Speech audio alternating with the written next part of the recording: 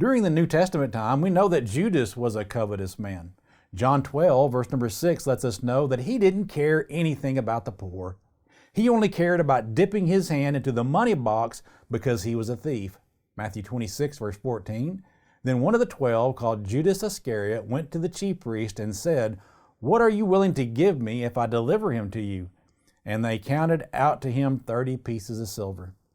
This man's greed caused him to betray Jesus, and we all know what happened to Judas because of his greed.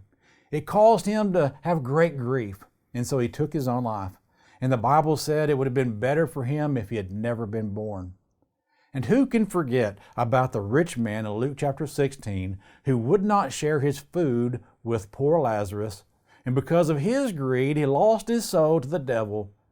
Or how about the rich man that came to Jesus in Matthew chapter 19 and wanted to know what he must do to have eternal life?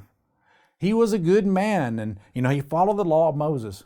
But Jesus told him if he wanted to be perfect, he needed to sell his goods and follow him. This saying became a hurdle that this rich man wasn't willing to jump because he loved his money more than what Jesus had to offer him. So his greed kept him from following Jesus all the way. Finally, we have Ananias and Sapphira in Acts chapter 5 who tried to pretend to be givers, but what they did is they lied about it.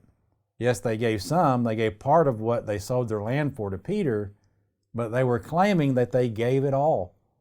They wanted, to look good to those around them, but at the same time, they wanted to hang on to some of their money. So their greed caused them to lie, which in turn caused them to be struck dead by God.